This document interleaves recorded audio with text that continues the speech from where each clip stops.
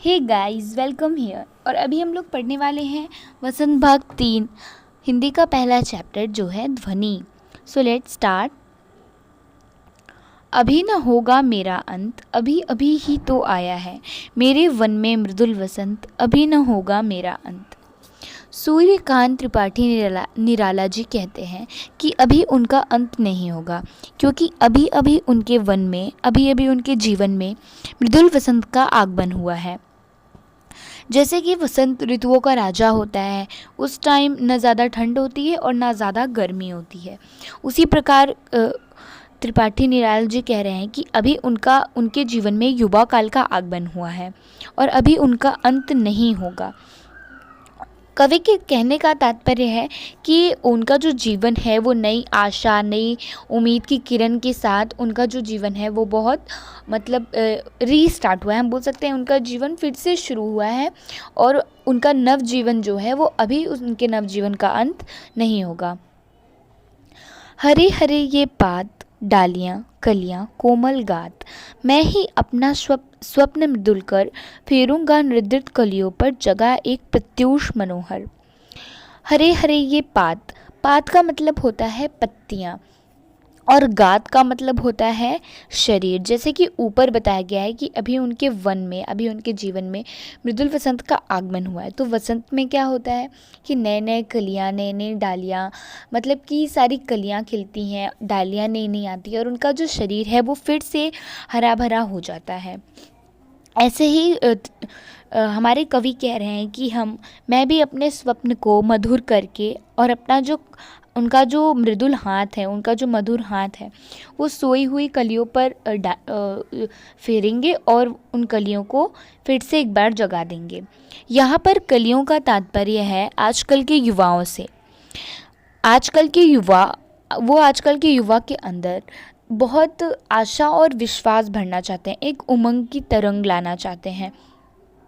जो युवा अभी निद्रा में खोए हुए हैं उनको जगाना चाहते हैं। इसीलिए उन्होंने कहा है कि मैं भी अपना स्वप्न मृदुल कर, फेरूंगा नृदित कलियों पर जगा एक प्रत्यूष मनोहर। फिर लिखा हुआ है, पुष्प पुष्प से तंद्रालस लालसा खींच लूँगा मैं, अपने नवजीवन का अमृत शहर सींच दूँगा मैं। तो कवि कह रहे हैं कि मैं पुष्प पुष्प से, मतलब कि हर एक युवा से उनके अंदर की जो तंद्रालस लालसा है, उनकी नींद की जो लालच है, मतलब वो अभी सोना चाहते हैं, ये लालच उनसे खींच लेंगे, उनसे ये लालच निकाल देंगे और अपने नए जीवन का अमृत शहर सींच देंगे। जैसे कि मैंने आपको बताया था कि उनके जीवन में नया उमंग जगा है, नई आशा की किरण आई है, उनका जीवन पूरा अभी भर चुका है उनकी उमंग से। तो ऐसे जीवन को नवजीवन कहा जा सकता है। तो वो बोल रहे हैं कि मैं अपने जो नवजीवन का अमृत शहर है, अपने नवजीवन का जो अमृत है वो उन लोगों में डाल के और उनकी जो तंद्रालस लालसा है उन्हें खींच लूँगा। द्वार दिखा दूंगा फिर उनको, है मेरे वे जहाँ अनंत, अभी न होगा मेरा अंत। फिर से कवि कह रहे हैं कि अभी उनका अंत नहीं होगा। उनके अंत होने से पहले वो उन पुष्प को वो द्वार दिखाएगा जहाँ पे उनके अनंत लोग हैं, मतलब कि जहाँ पे वो अनंत तक रह सकते हैं, जैसे कि फूल अनंत तक रह सकता है। अभी इसका मतलब कि मैं कहना चाहती हूँ जैसे फूल मुरझा जाते हैं तो फिर वो तो अनंत तक नहीं रहते, लेकिन नहीं, ऐसा कुछ नहीं है। जब फूल होते हैं उनमें से फल निकलता है और फल से बीज निकलता है। वो बीज जब वापस से मिट्टी में जाता है तो फिर से वो एक पेड़ बन जाता है और फिर से उसमें फूल निकलता है और फल निकलता है और बीज निकलता है। तो ये जो प्रोसेस है वो अनंत तक चलती है। तो वो बोलते हैं मैं भी अपने युवाओं को अनंत तक के लिए विकसित कर दूंगा। अगर आजकल के युवा विकसित होंगे तो हमारा देश भी बहुत आगे जाएगा।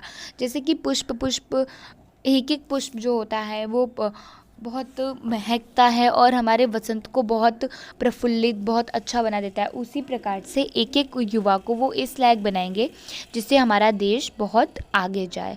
तो सूर्यकांत त्रिपाठी निराला जी यही कहना चाहते हैं कि हमारे आजकल की युवाओं से उनकी तंद्रालस लालसा, उनकी जो नींद की लालच है, उन्हें खींच के उनके अंदर एक नई उमंग और उत्साह का संचार करना चाहता हूँ।